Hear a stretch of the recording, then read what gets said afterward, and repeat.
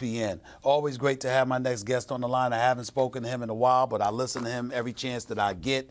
Very few people on the planet know more basketball than this man. Does outstanding work for us here at ESPN, ESPN Radio as well. He'll be calling tonight's game between the Portland Trailblazers hosting the Oklahoma City Thunder in Game 5.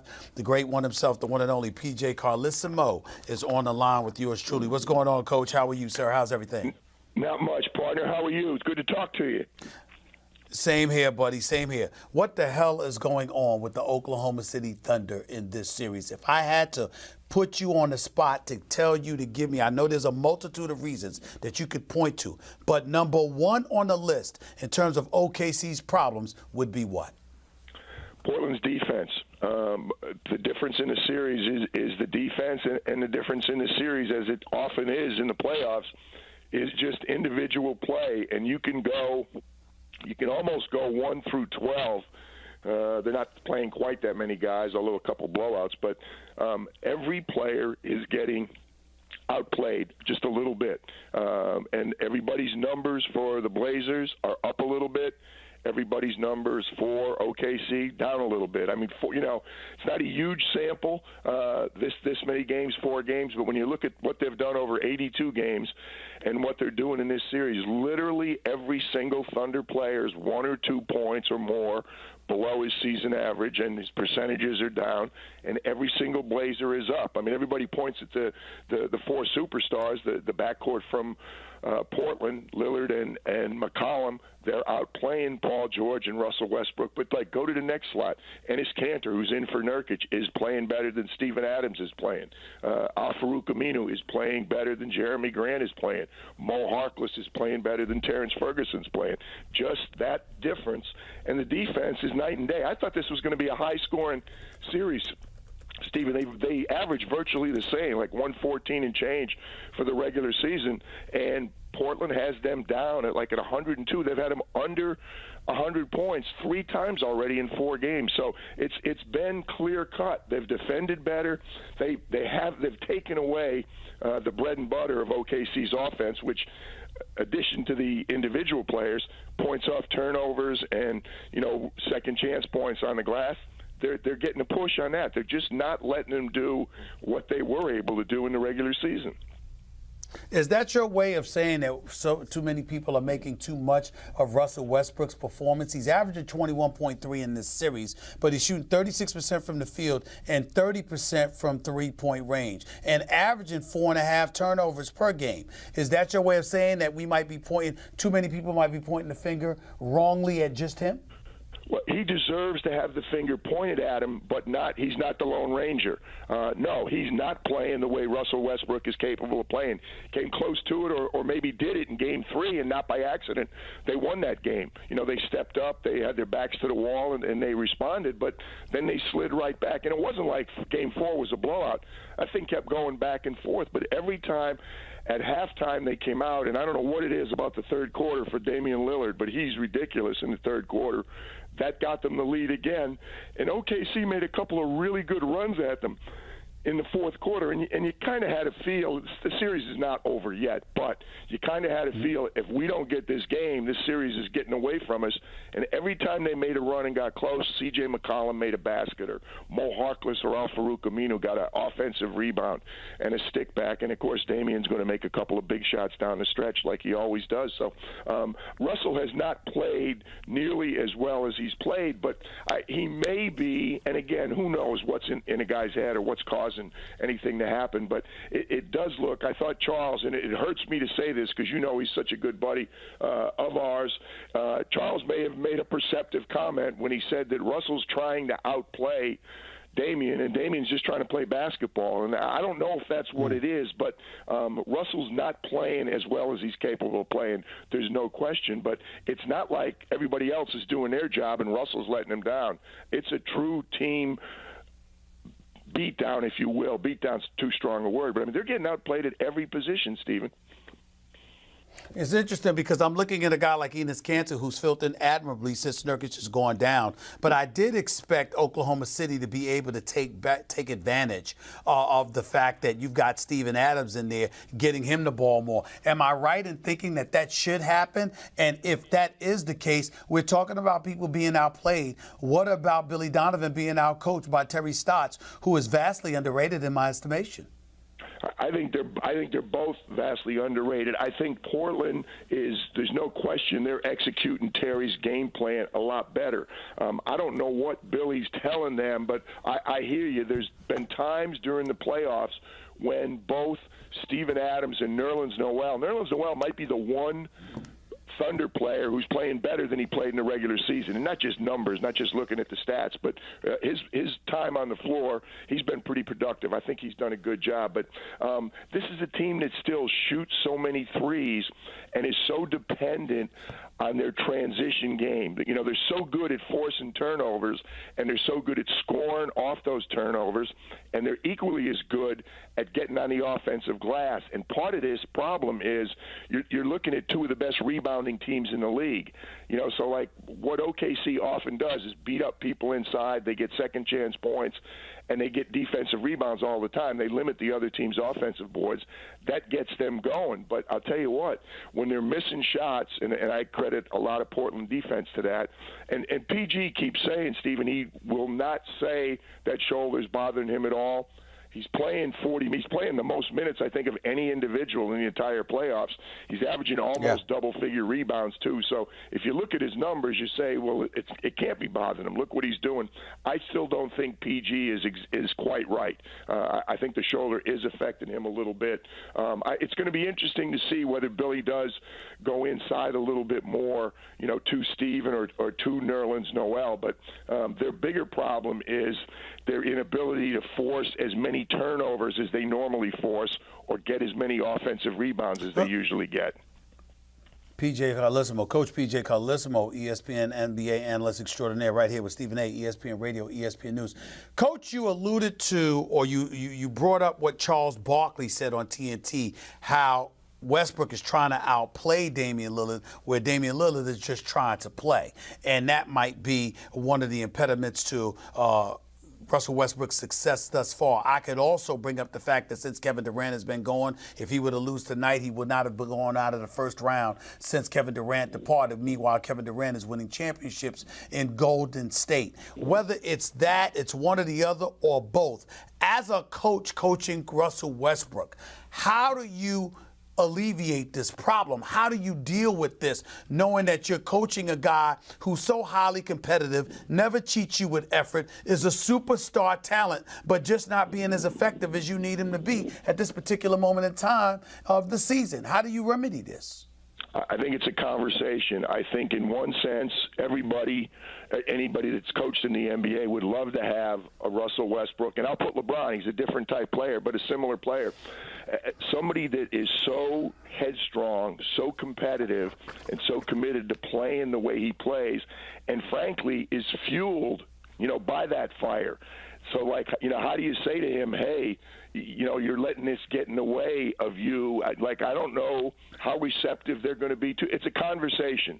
Billy certainly is going to have a conversation, I think, at some point, or already has, with Russell, and saying, you know, what's your best trait is maybe hurting you a little bit right now. Now, nobody wants to win more than Russell wants to win or LeBron wants to win, but sometimes that competitive juice might get in the way. And it's funny because I didn't even know the stat, and that's bad on me for preparation. I knew that they hadn't won a series since KD had left there.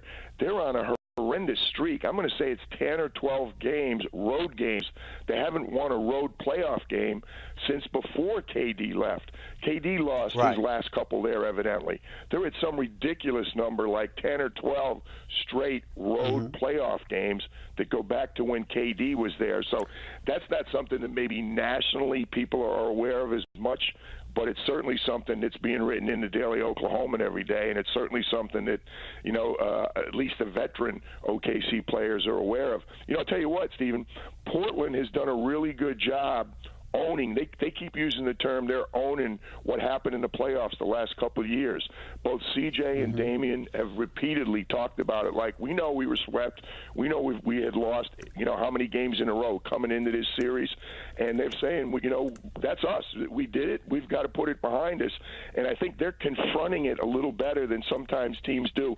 Remember a couple of years ago when the Spurs got beat in Miami in the finals, and it basically, that thing fueled them the next year?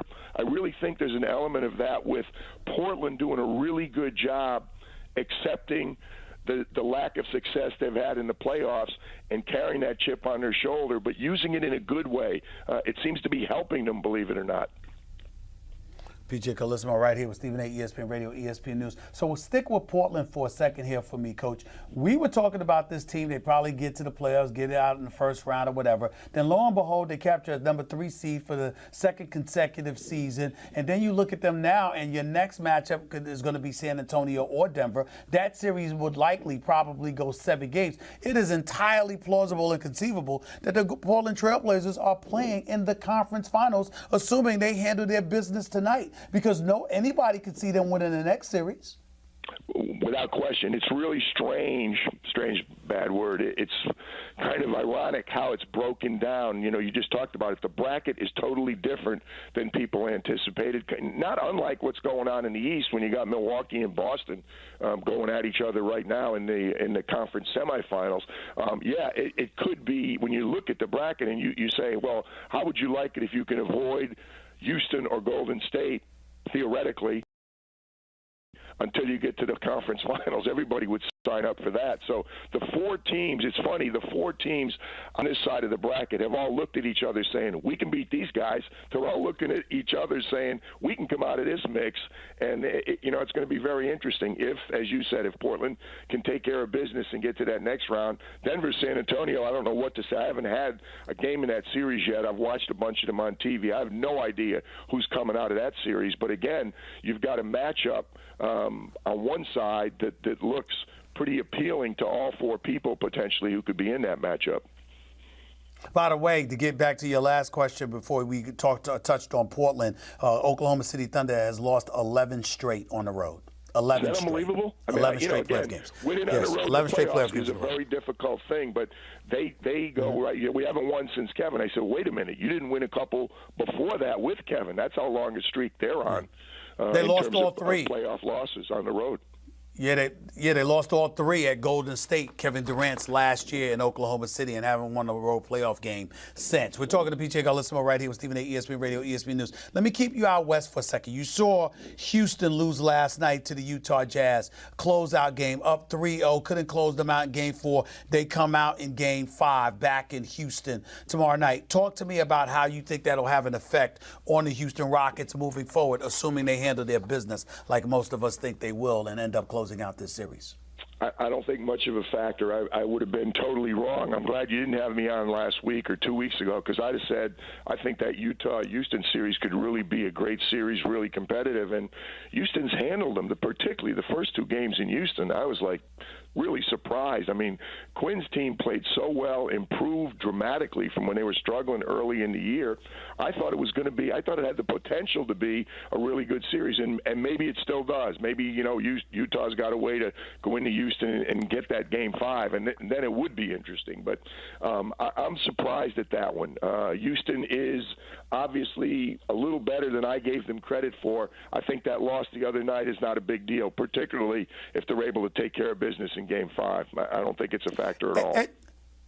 Coach, educate me about what you've seen Utah do with James Harden defensively, playing on his left hand, making sure you're literally giving him everything right and staying on his left hand so it's more difficult for him to shoot that 3. Do you think that's a good strategy? Do you think it's something that's worked effectively? Do you think it's something that Golden State will use in the next series to take advantage of? Let me answer the question in a different order. Yes, it's a good strategy. No, it hasn't. It's worked effectively at times in this series, but not really. At times. But it's a little bit of what everybody wants to do. It's not just that James is dominant left hand. There's no question about that. But, I mean, you're talking arguably one of the best scorers in the history of the NBA. He can go right. There's no question. But it also makes his passing a little bit different. You know, he passes primarily with that left hand. He passes with both hands, but he likes a lot of those shovel passes, those quick looks with that left hand. So staying on that side is not just a question of making him go right, you know, and does he shoot it as well going right as he does going left? Probably not. But I think it's also the passing. It's also being able to tell the rest of their defense, look, this is the side of the floor that we're trying to make him attack, and we can, you know, guard that side of the floor. But they move the ball so well. They're literally underrated offensively because he has the ball so much, and so does CP. You got two guys that are so comfortable having the ball in their hands for a long time that you sometimes don't talk about Houston's passing. There's a lot of possessions with that team where they'll skip it from one side of the floor to the other. They change sides of the floor very well, and they're really good at making that extra pass. Somebody's got a three, and he's maybe not wide open. One more little pass, the next guy is even more open, and they have so many shooters on the floor that it makes them hard to defend. But James is impossible. It's like you can't do a steady diet of anything. I don't think Utah is trying to mix it up, but I think clearly sitting on his left shoulder and trying to get him to go one way is a good idea, you know, but it's more the total defensive package. It's more, let's try and keep the ball on one side of the floor. Let's make it hard for him to pass the ball to whoever the guys are in the left corner or the left side of the floor. But Mike just changed it. You know, Mike will change things. You know, if he's got a particularly hot shooter and he likes him in the left corner and James running that pick and roll coming in that direction, then he just puts him in the other corner. Like, so, I mean, they have counters to anything you're going to do defensively, and they truly are a great offensive team. They're so hard to defend. Yes or no answer. Is Houston better this year than they were last year? Well, I didn't think so, but they're doing a pretty good job of convincing me because I thought last year they were a level better than they are this year. But they may be better defensively, and the obvious answer to you asked me for a one-word answer, CP's healthy. If they got CP playing the way he's capable of playing, if they defend a little bit better, which I think they are defending this year, they're probably going to be a better team. They got to prove it, and they've proved it so far, I think, in the first round. The reason I was asking for a yes or no answer is because my next question was going to be, is Golden State better or worse than last year in your estimation? That is a big question. They have not been to this point, but I think they're capable of being. Same answer I'd give to Boston Celtics. They haven't been to this point, but they're still scary. They both, because of what they've done in the past, especially Golden State, they have the potential to be just as good or better going forward. Based on what you've seen, not just the regular season, but in these playoffs, who would you go with, assuming Golden State and Houston, the predictable collision course ultimately is official and they meet in the next round? Golden State. Let's transition to They're too deep. They have too many weapons. I just had them again Sunday in Los Angeles.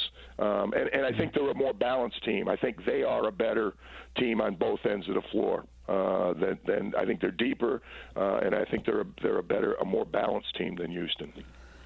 Real quick before I get on out of here, Coach, is there anybody in the Eastern Conference that you see knocking off this Milwaukee Bucks team? I've been a Boston guy all year long. I got to admit, I'm looking at Milwaukee, man. They're scary. They are. They absolutely are. I thought playoff experience would still hurt. I thought maybe, and Toronto. I want to see Toronto and Boston. And the good news about the way the draft's fallen, we may see both of them. I really was leaning toward Toronto because they've done it, because of their playoff experience, and because the guys they've added to that mix, Gasol, Danny Green, and Kawhi. The playoff experience those guys have, I thought that could put Toronto over the top. I was waiting to see whether Boston could come back, but Bud and his guys keep proving me wrong. So I'm really looking forward to watching these next couple rounds in the East before somebody even gets to go West. Does Boston have a chance against Milwaukee? And if so, why would they have a chance? because of their experience, because of their depth. I think when they need Marcus Smart, I don't know if that's going to happen. If he's not coming back this series, they said. Yeah, they said he's not coming back for this series. Anything like he was playing earlier in the year, Milwaukee's been the more consistent team all year. Boston just scares me because of Kyrie and because of the playoff experience. They've been in conference finals at least the last couple of years, maybe 3. I'm getting senile, Stephen. At least 2 years in a row they've been in the conference finals. Yes, 2. Coach, I look forward to listening to you tonight. Call this OKC Portland game. Thank you so much for taking time out of your busy schedule. Enjoy the game. We'll all be listening, buddy. Thank you so much. Thank you, Stephen. Take it easy. The one and only PJ Carlesimo right here with Stephen A. ESPN Radio, ESPN News, 888-SAY-ESPN. That's 888-729-3776. I've been fixated on Boston. Like, yo, they're the team to beat in the East. Milwaukee's giving me cause to pause. I mean, I usually don't do the Max Kellerman thing where I'm waffling and I'm going back and forth. I don't do that. I like marry my position and damn it, I go down with the ship. But I got to admit, Milwaukee making me nervous. Milwaukee's making me very, very nervous. They just look, they're so long. And they can shoot. And the Greek Freak is the Greek Freak. What else can you say? 888-SAY-ESPN. That's 888-729-3776. You're listening live to Stephen A. Smith Show, ESPN Radio, ESPN News. Back with your calls and more in just a minute. Bottom line, Mom has always been your forever biggest fan. Unconditional.